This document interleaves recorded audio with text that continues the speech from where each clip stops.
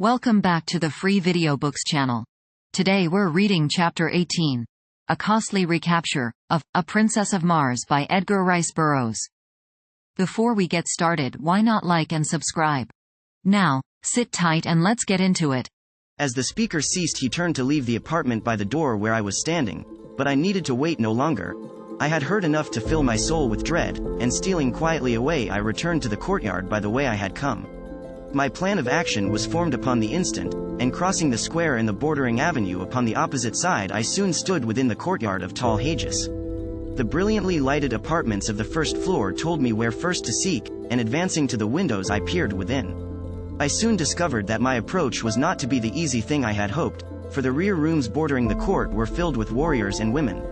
I then glanced up at the stories above, discovering that the third was apparently unlighted, and so decided to make my entrance to the building from that point.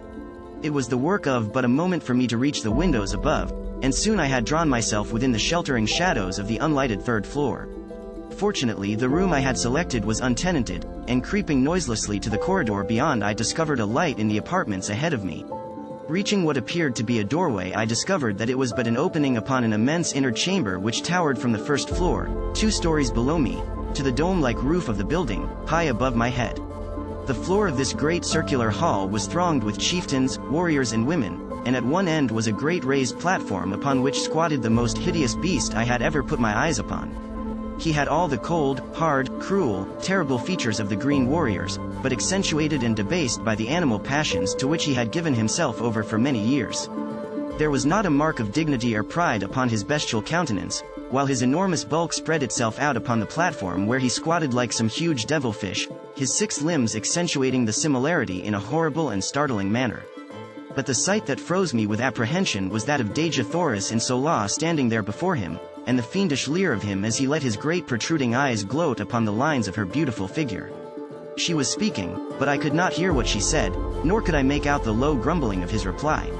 She stood there erect before him, her head high held, and even at the distance I was from them I could read the scorn and disgust upon her face as she let her haughty glance rest without sign of fear upon him. She was indeed the proud daughter of 1,000 Jedaks, every inch of her dear, precious little body, so small, so frail beside the towering warriors around her, but in her majesty dwarfing them into insignificance. She was the mightiest figure among them, and I verily believe that they felt it. Presently tall Dejah made a sign that the chamber be cleared, and that the prisoners be left alone before him. Slowly the chieftains, the warriors and the women melted away into the shadows of the surrounding chambers, and Dejah Thoris and Sola stood alone before the Jeddak of the Tharks. One chieftain alone had hesitated before departing. I saw him standing in the shadows of a mighty column, his fingers nervously toying with the hilt of his great sword and his cruel eyes bent in implacable hatred upon tall Dejah. It was Dejah Thoris, and I could read his thoughts as they were an open book for the undisguised loathing upon his face. He was thinking of that other woman who, 40 years ago, had stood before this beast, and could I have spoken a word into his ear at that moment the reign of tall Dejah would have been over. But finally he also strode from the room, not knowing that he left his own daughter at the mercy of the creature he most loathed. Tall Dejah arose, and I, half fearing, half anticipating his intentions, hurried to the winding runway which led to the floors below. No one was near to intercept me, and I reached the main floor of the chamber unobserved, taking my station in the shadow of the same column that Dejah Thoris had but just deserted. As I reached the floor, tall Dejah was speaking. "Princess of Helium, I might wring a mighty ransom from your people would I but return you to them unharmed, but 1,000 times rather would I watch that beautiful face writhe in the agony of torture. It shall be long drawn out, that I promise you. 10 days of pleasure were all too short to show the love I harbor for your race. The terrors of your death shall haunt the slumbers of the red men through all the ages to come. They will shudder in the shadows of the night as their fathers tell them of the awful vengeance of the green men, of the power and might and hate and cruelty of tall Dejah.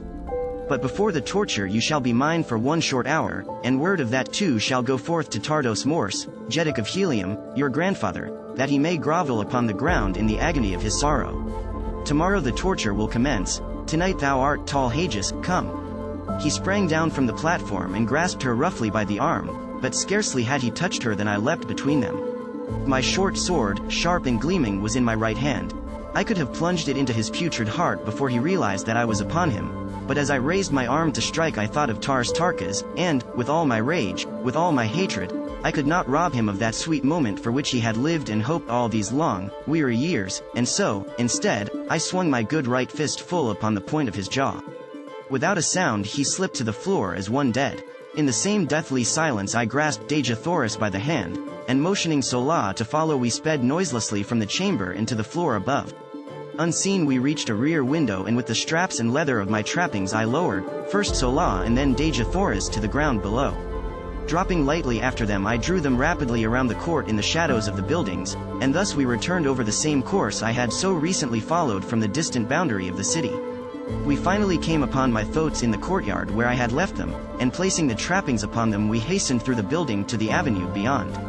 Mounting, Sola upon one beast, and Dejah Thoris behind me upon the other, we rode from the city of Thark through the hills to the south.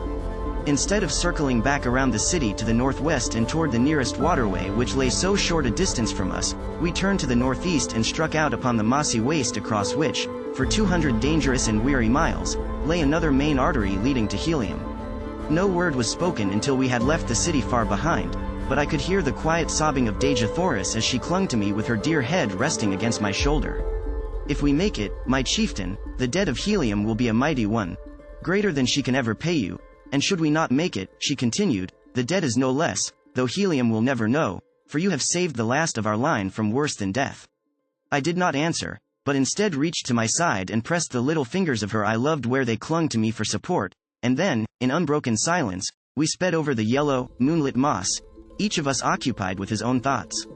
For my part one could not be other than joyful had I tried, with Dejah Thoris' warm body pressed close to mine, and with all our unpassed danger my heart was singing as gaily as though we were already entering the gates of Helium. Our earlier plans had been so sadly upset that we now found ourselves without food or drink, and I alone was armed. We therefore urged our beasts to a speed that must tell on them sorely before we could hope to sight the ending of the first stage of our journey. We rode all night and all the following day with only a few short rests. On the second night both we and our animals were completely fagged, and so we lay down upon the moss and slept for some 5 or 6 hours, taking up the journey once more before daylight. All the following day we rode, and when, late in the afternoon we had sighted no distant trees, the mark of the great waterways throughout all Barsoom, the terrible truth flashed upon us, we were lost. Evidently we had circled, but which way it was difficult to say, nor did it seem possible with the sun to guide us by day and the moons and stars by night. At any rate no waterway was in sight, and the entire party was almost ready to drop from hunger, thirst and fatigue. Far ahead of us and a trifle to the right we could distinguish the outlines of low mountains. These we decided to attempt to reach in the hope that from some ridge we might discern the missing waterway. Night fell upon us before we reached our goal, and, almost fainting from weariness and weakness, we lay down and slept. I was awakened early in the morning by some huge body pressing close to mine, and opening my eyes with a start I beheld my blessed old Woola snuggling close to me. The faithful brute had followed us across that trackless waste to share our fate, whatever it might be. Putting my arms about his neck I pressed my cheek close to his, nor am I ashamed that I did it, nor of the tears that came to my eyes as I thought of his love for me. Shortly after this Dejah Thoris and Sola awakened, and it was decided that we push on at once in an effort to gain the hills. We had gone scarcely a mile when I noticed that my thoat was commencing to stumble and stagger in a most pitiful manner, although we had not attempted to force them out of a walk since about noon of the preceding day. Suddenly he lurched wildly to one side and pitched violently to the ground. Dejah Thoris and I were thrown clear of him and fell upon the soft moss with scarcely a jar, but the poor beast was in a pitiable condition, not even being able to rise, although relieved of our weight.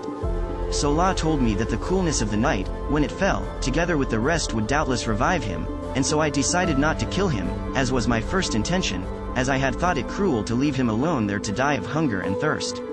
Relieving him of his trappings, which I flung down beside him, we left the poor fellow to his fate, and pushed on with the one thoat as best we could. Sola and I walked, making Dejah Thoris ride, much against her will. In this way we had progressed to within about a mile of the hills we were endeavoring to reach when Dejah Thoris, from her point of vantage upon the thoat, cried out that she saw a great party of mounted men filing down from a pass in the hills several miles away. Sola and I both looked in the direction she indicated, and there, plainly discernible, were several hundred mounted warriors. They seemed to be headed in a southwesterly direction, which would take them away from us. They doubtless were Thark warriors who had been sent out to capture us, and we breathed a great sigh of relief that they were traveling in the opposite direction. Quickly lifting Dejah Thoris from the thoat, I commanded the animal to lie down and we three did the same, presenting as small an object as possible for fear of attracting the attention of the warriors toward us. We could see them as they filed out of the pass, just for an instant, before they were lost to view behind a friendly ridge, to us a most providential ridge, since, had they been in view for any great length of time, they scarcely could have failed to discover us. As what proved to be the last warrior came into view from the pass, he halted and, to our consternation, threw his small but powerful field glass to his eye and scanned the sea bottom in all directions. Evidently he was a chieftain, for in certain marching formations among the green men a chieftain brings up the extreme rear of the column. As his glass swung toward us our hearts stopped in our breasts, and I could feel the cold sweat start from every pore in my body. Presently it swung full upon us and stopped. The tension on our nerves was near the breaking point, and I doubt if any of us breathed for the few moments he held us covered by his glass, and then he lowered it and we could see him shout a command to the warriors who had passed from our sight behind the ridge. He did not wait for them to join him, however, instead he wheeled his thoat and came tearing madly in our direction. There was but one slight chance and that we must take quickly. Raising my strange Martian rifle to my shoulder I sighted and touched the button which controlled the trigger. There was a sharp explosion as the missile reached its goal, and the charging chieftain pitched backward from his flying mount. Springing to my feet I urged the thoat to rise, and directed Sola to take Dejah Thoris with her upon him and make a mighty effort to reach the hills before the green warriors were upon us. I knew that in the ravines and gullies they might find a temporary hiding place, and even though they died there of hunger and thirst it would be better so than that they fell into the hands of the Tharks. Forcing my 2 revolvers upon them as a slight means of protection, and, as a last resort, as an escape for themselves from the horrid death which recapture would surely mean, I lifted Dejah Thoris in my arms and placed her upon the thoat behind Sola, who had already mounted at my command. "Goodbye, my princess," I whispered, "we may meet in Helium yet. I have escaped from worse plights than this," and I tried to smile as I lied. "What?" she cried, "are you not coming with us? How may I, Dejah Thoris? Someone must hold these fellows off for a while, and I can better escape them alone than could the 3 of us together." She sprang quickly from the thoat and, throwing her dear arms about my neck, turned to Sola, saying with quiet dignity, "Fly, Sola. Dejah Thoris remains to die with the man she loves." Those words are engraved upon my heart. Ah, gladly would I give up my life 1,000 times could I only hear them once again, but I could not then give even a second to the rapture of her sweet embrace, and pressing my lips to hers for the first time, I picked her up bodily and tossed her to her seat behind Sola again, commanding the latter in peremptory tones to hold her there by force, and then, slapping the thoat upon the flank, I saw them borne away, Dejah Thoris struggling to the last to free herself from Sola's grasp. Turning, I beheld the green warriors mounting the ridge and looking for their chieftain. In a moment they saw him, and then me, but scarcely had they discovered me than I commenced firing, lying flat upon my belly in the moss. I had an even 100 rounds in the magazine of my rifle, and another 100 in the belt at my back, and I kept up a continuous stream of fire until I saw all of the warriors who had been first to return from behind the ridge either dead or scurrying to cover. My respite was short-lived however, for soon the entire party, numbering some 1,000 men, came charging into view, racing madly toward me. I fired until my rifle was empty and they were almost upon me, and then a glance showing me that Dejah Thoris and Sola had disappeared among the hills, I sprang up, throwing down my useless gun, and started away in the direction opposite to that taken by Sola and her charge. If ever Martians had an exhibition of jumping, it was granted those astonished warriors on that day long years ago, but while it led them away from Dejah Thoris it did not distract their attention from endeavoring to capture me. They raced wildly after me until, finally, my foot struck a projecting piece of quartz, and down I went sprawling upon the moss. As I looked up they were upon me, and although I drew my long sword in an attempt to sell my life as dearly as possible, it was soon over. I reeled beneath their blows which fell upon me in perfect torrents. My head swam, all was black, and I went down beneath them to oblivion. Did you enjoy today's chapter of A Princess of Mars? Why not subscribe and ring the bell? Next time we'll be reading the chapter called Chained in Warhoon. Don't miss it.